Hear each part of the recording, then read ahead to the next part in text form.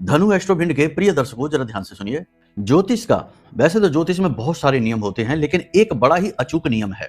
जो भी व्यक्ति ये 3 काम करेगा, वह चाहे कितना ही अच्छा हो, कितना ही सज्जन हो, लेकिन जीवन में उन्नति कभी नहीं कर सकता, हमेशा पतन की ओर ही जाएगा। ना तो मान सम्मान हासिल कर पाएगा, ना ही उन्नति हासिल कर पाएगा, ना ही धनपति बन पाएगा और ना ही स्टेबल कैरियर उसे मिलेगा। अपने ज्ञान का कभी लाभ उठा नहीं पाएगा। कौन से हैं वो 3 काम, जरा ध्यान से सुन लो और फिर बताएंगे कि ये काम उत्पन्न ही क्यों होते हैं जीवन में। क्योंकि कोई जानबूझकर तो गलत काम करता नहीं, ये गलत काम होते ही क्यों हैं, तो उसका रीजन क्या है, रूट कॉज बताएंगे आपको। ध्यान से सुनिए।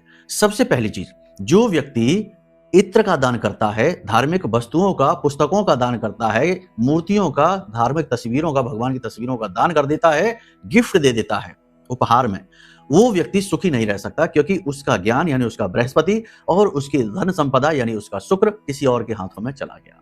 निषेध है ये, इसे ध्यान रखना, ठीक है। दूसरा, जो भी व्यक्ति अपने समय को खराब करता है व्यर्थ की बातों में, खास तौर से नकारात्मक गतिविधियों में, कि सोशल मीडिया पर समय खराब हो रहा है उल्टी सीधी चीजों को देखकर, दूसरा के किसी के बारे में अनाप शनाप चुगलियां करने, बुराई करने, उल्टी सीधी बातें करने, नकारात्मक बातें करने में रुचि करने, गप्पे हाँकने में, यानी समय को जो खराब करता है वह व्यक्ति अपने बुध को खराब कर लेता है। क्योंकि बुध वाणी और व्यापार, बुध जो है वाणी, बुद्धि और व्यापार है, यानी कि वह अपना बेड़ा गर्क कर लेता है। कभी भी समय को खराब ना करो, किसी भी हालत में ना करो। ना केवल बुध बल्कि आपका चंद्रमा भी खराब हो जाता है।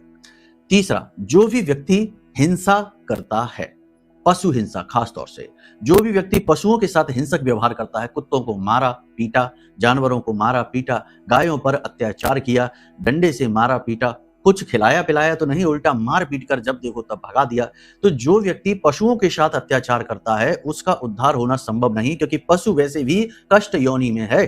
पशु की योनि एक कष्ट योनि होती है, वह तो वैसे ही कष्ट भोग रहा है, अपने न जाने कितने जन्मों के कष्ट को एक साथ इस जन्म में भोगने के लिए आया है इस संसार में, तो वह लगातार कष्ट और पीड़ा को सहन कर रहा है।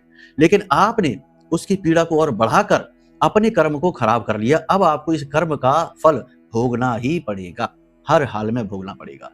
यह धार्मिक या कह सकते हैं कि आध्यात्मिक विषय था।